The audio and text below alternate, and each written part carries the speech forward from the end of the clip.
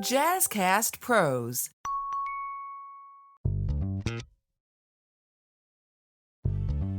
Welcome to the Healthy Illness Podcast. I am your host, Kelly Marie. The Healthy Illness Podcast is all about helping you live and build healthier relationships while living with mental health conditions. And I am exhausted. And in today's episode, you get the real life view of the other side of things. Spend a lot of time working to be healthy, and even in doing that work, you don't always feel as healthy as you would like. And so in this episode, I'm just taking a moment to be transparent and just keeping it real with you, letting you know what's up. I am fine. And that was from my mom and those that worry about the extreme mental health situations I have been in the course of my life. For the rest of y'all, I am not good. I'm not. And I'm not. At the same time, I am, if you consider, mental health a spectrum, I'm definitely on the depleted of mental health side, but I am, if you look at mental illness on a spectrum, I am still on the upside of the mental illness spectrum. I'm still functional, still keeping on my appointments, not forgetting to show up for work, not oversleeping, missing any client meeting, taking care of my clients and showing up for them. So like all of that stuff is working just fine. So there's like two spectrums that we're dealing with here. Again, like if you just look at mental health, I am not currently healthy. If you take a look at mental illness, I am currently healthy. And I think it's important to make that distinction because in living with mental health conditions, in my mind, I'm always trying to like help people see. I am always trying to present myself in a way that lets those closest to me know that I'm okay, while also letting them and the world know that I may not be feeling well or I may need help. It doesn't mean that I'm suicidal. It doesn't mean that I'm in a depressive episode. Or even if I am in a depressive episode, it doesn't mean that I am suicidal. It is not a like bottom of the slide, if you will, of depression. I'm still up there towards the top, but I can feel the things working and not working. It's kind of like if you know anyone with high blood pressure and they get mad, or maybe they didn't take their high blood pressure medication and they can feel their blood pressure, the change of their body. They can feel that their blood pressure is high, or they eat some salty food. They can feel the physical change in their body from having that salt intake. That is how I feel right now, right? Like my mental health stores depleting. And so I've been like this for a while, right? I had talked to you about looking at your schedule and making changes when you realize the plate is full, because my plate was full and I looked at my schedule and I made the adjustments. And so here's the thing that I think is really important to take away from that is it's not an overnight flip the switch situation. I didn't get here overnight and I'm not going to get out of here overnight. I'm still good. I'm still laughing, still chilling, still I'm all right. I'm just tired as fuck. And the only way that I know how to get untired is to take a look at the plate. And I shared that with you. That's been done. I've got some commitments that are ending in a little more than a week. My health fellowship is almost over. Big shout out to Team Keeley. Yes, our teams this year were named after Ted Lasso, which, to be honest, I haven't seen. I don't have Apple anything, so I have not seen the show. But all of the teams from the Health Foundation of Central and Western New York's Health Leadership Program, this cohort, we were all named after characters on the TV show Ted Lasso. So we are Team Keeley. Big shout out to my folks. We are wrapping up our 18-month commitment. 18-month commitment. Yes, doing the hard work of becoming better leaders. And so we are putting the bow on that. We have our final presentation. If you hear this on the first play, this episode is coming out the day of our presentation, and our time together will be over. I am currently enrolled at Brown University in the Foundations of Mindfulness class so that I can begin to. You don't need formal education to understand or teach mindfulness, but I do believe that it's helpful for me because I want to ensure that the work that I do is founded in the science of mindfulness, in the experience of mindfulness, in the work that has been done for hundreds of years. And for me, that was important to be able to have that formal education around mindfulness, and so that I can do no harm, right? I can provide services as a professional in this space, being led by and taught by those that are at the epicenter of the Western mindfulness movement. And so that work culminates at the end of this month.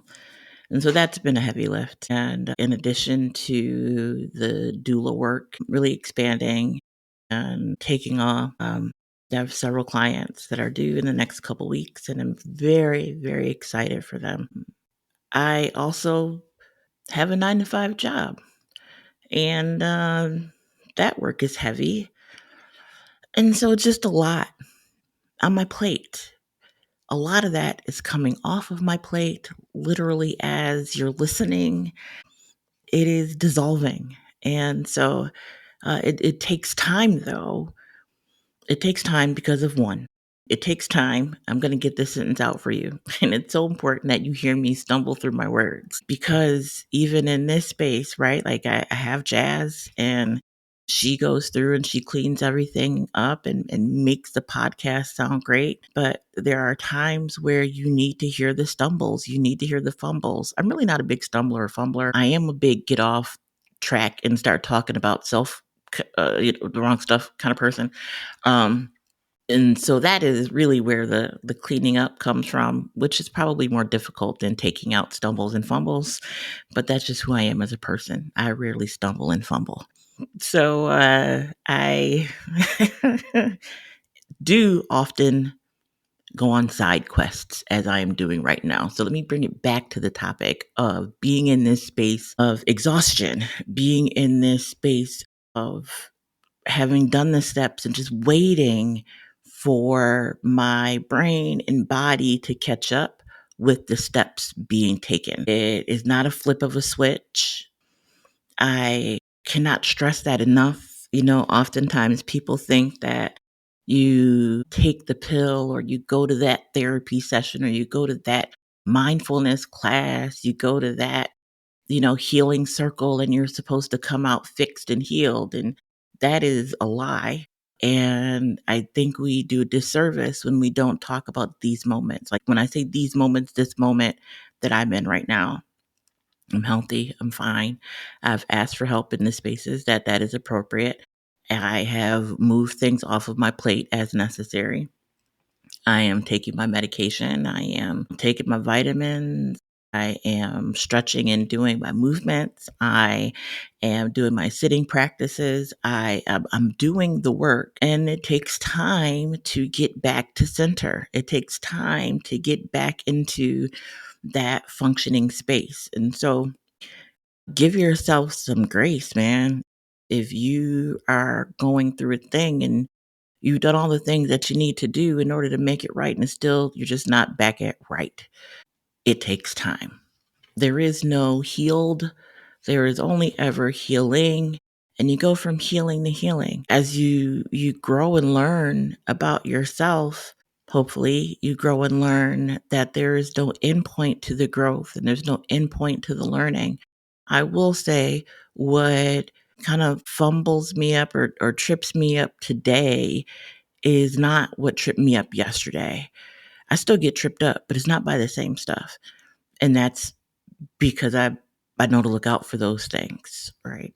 Or I don't put myself in a position to be in a place or space for those things to trip me up. And so, what I have to be aware of now and always, but I mean, as far as being honest with myself and ensuring that I stay healthy, is having, and I've talked about the checklist before, having the mental, for me, checklists of signs and symptoms.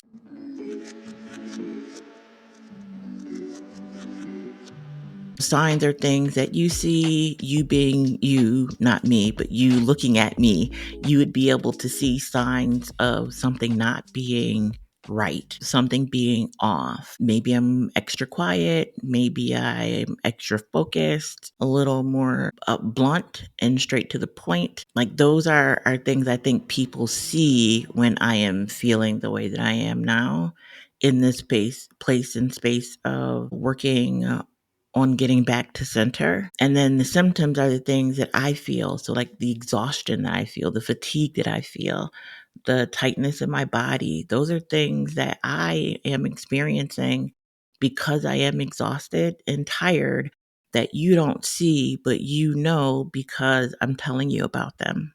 And so it's important to know that whether it's you or someone you care about that is working on themselves, you may be able to see some things in them that they don't notice about themselves. And that's why it's important to have people around you that you trust and care about, trusted, and they care about you. Because when they begin to share things like these signs and symptoms, or signs, again, symptoms are the things that you see or that the person themselves is experiencing. But when you surround yourself with people that can be open and honest with you, they can let you know when they see the signs. And so I haven't really been in that place. This has been more symptomatic. I have noticed about me because of the checking and staying in tune with who I am and how I'm moving. I am able to see that I am not in a place that I like to be in. The great part of that is, again, me being vulnerable in this space and open with you about where I am. Again, you wouldn't see this unless I were sharing it with you. And my ask is you don't hold it against me for sharing it with you. When I tell you to go sign up for a class, we got some classes coming. Don't be like, nah, Kelly, don't be having it all together. That's why I can teach, because I don't have it all together. So I can help you see how you too don't have it all together. But that's another conversation. I'm not going down that road right now. I'm just talking about the time that it takes in order to get back to center. And so that's where I am. And perhaps you have been in this space too, wondering why you did the things and things just haven't, snapped back into place. It takes time. So I encourage you and invite you to give yourself grace as you move through moving back to center.